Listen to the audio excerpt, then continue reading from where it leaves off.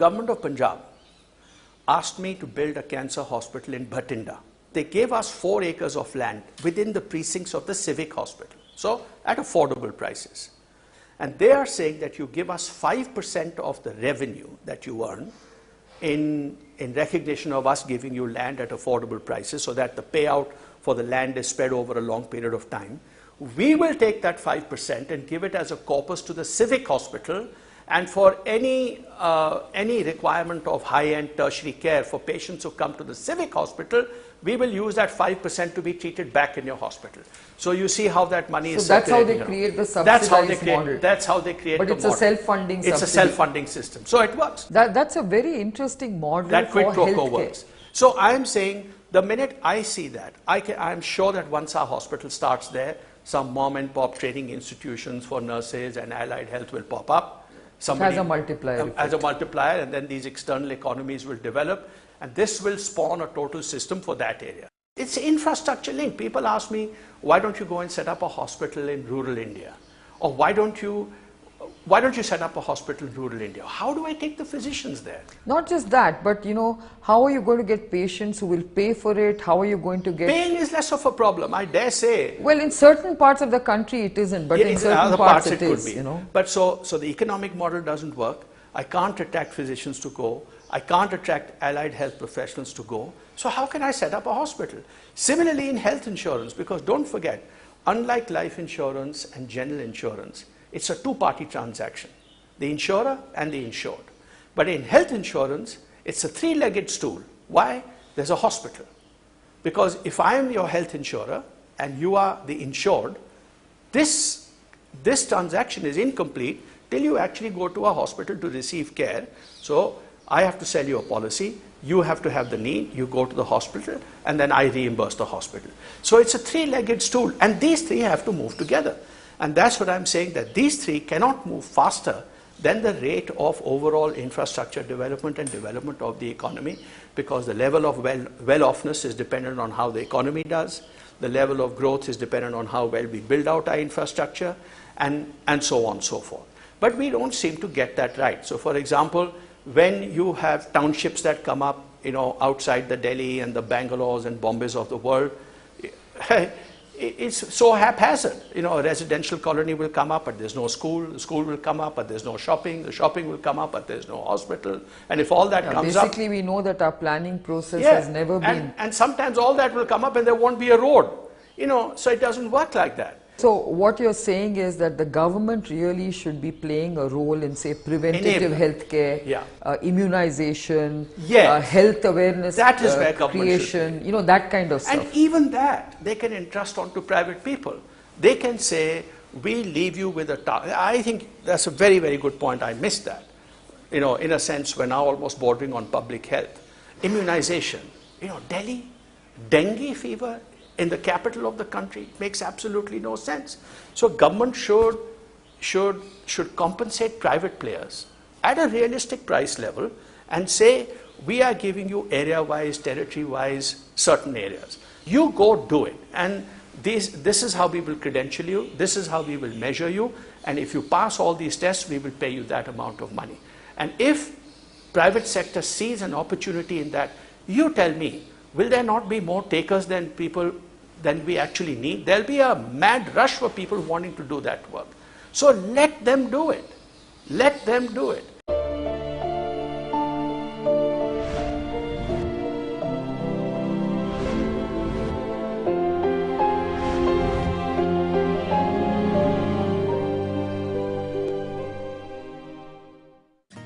Analjeet Singh, the head of Max India, drives the business of both Max Healthcare and Max India Insurance. And he has been one of the pioneers in the sector. An entrepreneur par excellence, Analjeet has made news for the deftness with which he has entered and scaled up new businesses. Singh believes that for healthcare to be successful and reach all, it will have to use multiple innovative platforms. And like Nandan Nilekani, the head of the government's ambitious UID program, he too believes in IT powering healthcare ahead. Analjeet, what seems to come out of all these conversations I'm having with various stakeholders in the healthcare sector is that, you know, the private sector is a very, very strong partner of the government. Correct. In building this healthcare Absolutely. system. And of course, I think you're right that, you know, the government has not delivered on many of these issues in the healthcare system, and that is why there is a feeling that the private sector at least may be able to address this healthcare challenge. You know, we haven't even touched upon things like how do we leverage technology, because, you know, the US today has actually outlaid $200 billion just for health IT. And we have to see how we can leverage our own software capabilities, our own IT capabilities. Which is a natural in this country. Which is a natural in this country to really build a very robust infrastructure for healthcare to be built on. This is the IT and the cost-efficient creativity that can come, because this is a natural to our country, are the sorts of advantages the private sector can bring once the platform is provided. And once you do that, it will be the private sector which will innovate to bring in these IT solutions which will establish far reach, because people can't go. IT can be a reasonable substitute for that. And what is a natural to this country, people will see that opportunity and deploy that. Well, I think you're right. I mean, you know, basically what we are saying is if you haven't built anything that has a semblance of a national healthcare system and we have to build it from scratch, well, you know, why don't we, the private sector, help you to do all of this and execute on it in a very effective way. And reward. And all we want from you is to enable us to do that. Don't come in our way. Create that competitive, you know, landscape. Create that efficiency-based model based on technology and IT. Correct. And make it performance-linked. And make it performance-linked. Correct. Again, I think, you know, we need to really, really sort of mull over and conceptualize all these thoughts. And, you know, having said that, I would just say that, you know, this is a discussion that's very interesting, but more importantly, like you and I know, the time has come for us to really act. You know, I think there are plenty of concepts, plenty of ideas. How do we get all of us to somehow make this happen? I think that's really the question. One suggestion: do a pilot.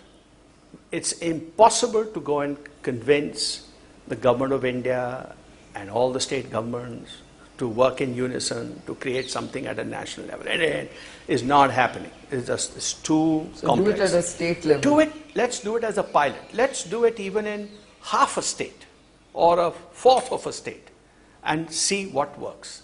And the market is huge. It's huge. You know, there are huge gaps in our needs. You know, we need 250,000, I mean, 2.5 million heart surgeries, and we only have a combined capacity of less than 100,000. Exactly. You know, these are the kind of challenges we have.